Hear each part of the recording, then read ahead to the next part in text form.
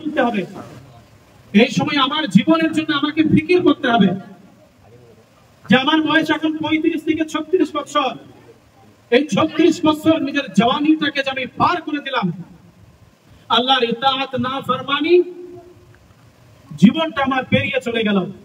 এতদিন যে জীবন আমার হাট্টা খাট্টা অবস্থায় আমি কাটিয়ে দিলাম, এক ওয়াক্তের নামাজ, কোরআন, কিতাব, তাসবিহ, তাহলিল, এমনও মানুষ দুনিয়াতে আছে যে সারা দিনে একবারও আল্লাহর নাম নেয় না। আছে না নাই ভাই? না নাই? হ্যাঁ, এরকম আল্লাহর বান্দা এবং বান্দি বহুত আছে, বহুত আনগিনাত, যে সারা দিন 24 ঘন্টা তার মুখে একবারও আল্লাহর নাম আসে না।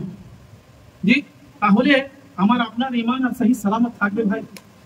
হ্যাঁ, তো আমাকে সর্বপ্রথম এই ফিকির আনতে হবে, ও আল্লাহ আমার এই জীবনটা 40 বছর আমি এই রকম ভাবে দুনিয়ার এই তামাশায় পার করে দিলাম। ওগো আল্লাহ, এবার তুমি আমাকে হিদায়াত দাও।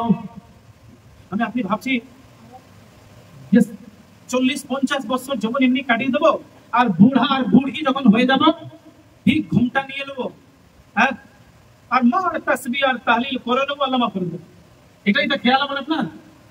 হ্যাঁ, এটাই না খেয়াল আমার আপনার?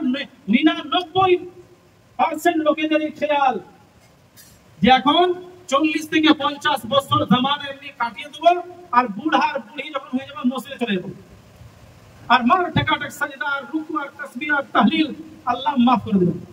হ্যাঁ হ্যাঁ ভাই, যদি এইরকমই হতো, এইরকমই যদি আল্লাহ পাক ফয়সালা প্রত্যেকটা মানুষের সাথে করে দিতেন, তাহলে হযরত আবু বকর সিদ্দিক আল্লাহর হাবিব সাল্লাল্লাহু আলাইহি ওয়াসাল্লামের জাতের পর কাউরি স্থান আর মাকাম, ইজ্জত আর মারতাবা আল্লাহ পাক কাউরি যদি রেখেছেন, তিনি হচ্ছেন আবু বকর সিদ্দিক।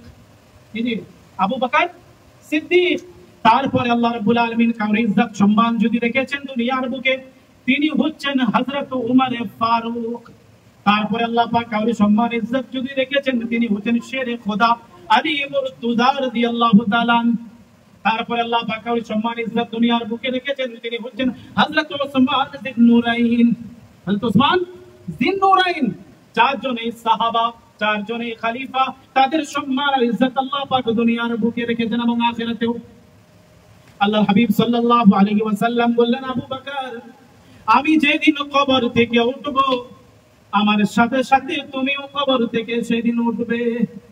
কবর থেকে দুইজন ব্যক্তি আল্লাহর হাবিব সাল্লাল্লাহু আলাইহি ওয়াসাল্লামের সাথে উঠবে। কে কে? হযরত উমর ফারুক আর হযরত আবু বকর সিদ্দিক। বলুন সুবহানাল্লাহ।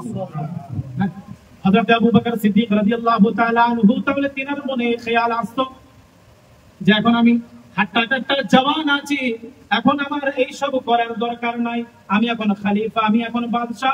বুজুর্গ ঘুমিয়ে গেল, একবার উঠিয়ে দেন। নারে তাকবীর, নারে তাকবীর। চিন্তা হয়ে গেছে। হযরত আবু বকর সিদ্দিক রাদিয়াল্লাহু তাআলা আনহু, তিনি প্রথম খলিফা নবী আকরাম সাল্লাল্লাহু আলাইহি ওয়াসাল্লামের জাত। হযরত আবু বকর সিদ্দিক রাদিয়াল্লাহু তাআলা আনহু বলতেন, ইয়া রাসূলুল্লাহ, ইয়া হাবিবাল্লাহ, আপনার সাথে আমার মহব্বত ভালোবাসা এমনই রয়েছে যে এক ঝলক আপনাকে না দেখলে আমি থাকতে পারি না। সে কত ভালোবাসা ছিল নবী সাল্লাল্লাহু আলাইহি ওয়াসাল্লামের উপরে। হ্যাঁ, সে আবু বকর রাদিয়াল্লাহু তাআলা আনহু বলেন, একবার বাগানের দিকে ঘুরেন, দেখছেন চারিদিকে গাছপালা, আর গাছপালার সে টহনিতে ডালে দেখছি পাখি বসে রয়েছে, আর সে পাখিটা একবার এই ডালে যায়, একবার ওই ডালে যায়। সেই দৃশ্যকে দেখে আবু বকর সিদ্দিক বলেন, ওগো আল্লাহ, আমি দুনিয়ার বুকে মানুষ যদি না হতাম, এরকম যদি একটা পাখি হতাম, এই ডাল সে ডাল করে আমার নিজের জীবনটা কাটিয়ে নিতাম, কাল কিয়ামতের দিনে আমার হিসাব কিতাব হতো না। যার জন্য আল্লাহ সাল্লাল্লাহু আলাইহি ওয়াসাল্লাম বললেন, আমি কবর থেকে উঠবো, আমার সাথে সাথে আবু বকরও উঠবে। দেখো, তাহলে সেই মানুষটার কি এই খেয়ালটা ছিল না যে নবীর সাথে আমার এত ভালোবাসা, এত মহব্বত, যে নবীর পাশে আমি শুয়ে আছি, আমি নবীর পাশে শুয়ে আছি, আর আমি যে কবরে যাব, আমার মত যে কেমন হবে, হ্যাঁ, ঈমানি অবস্থায় আমার মত হবে না কুফরি অবস্থায় আমার মত হবে? আমার মতের পর যার পাশে আমি যে শুব, সে কত বড় জালিম হবে আর কত বড় নালায়েক হবে, সে একমাত্র আল্লাহই জানেন। তাহলে আবু বকর সিদ্দিকের কি খেয়ালটা ছিল না? আবু বকর সিদ্দিক তাহলে বিরাট বড় ভুল করে গেছেন, নাউজুবিল্লাহ। কি যে বুঝলো, এই কথাটা সত্য না মিথ্যা? হ্যাঁ, তাহলে আমার আপনার খেয়াল কি এরকম হয়? হযরত আলী শের খুদা রাদিয়াল্লাহু তাআলা আনহু, যার জন্য আল্লাহর হাবিব সাল্লাল্লাহু আলাইহি ওয়াসাল্লাম বললেন জান্নাতে আমার পাশাপাশি কে থাকবে? জান্নাতে আমার পাশাপাশি আমার ঘরের সাথে আলীর ঘর মিলে থাকবে। যেমন এই ফ্যান ছাদের সাথে কেমন মিলে আছে, তেমনি হযরত আলী শের খুদার বাড়ি আর আমার বাড়ির সাথে এরকম কি থাকবে?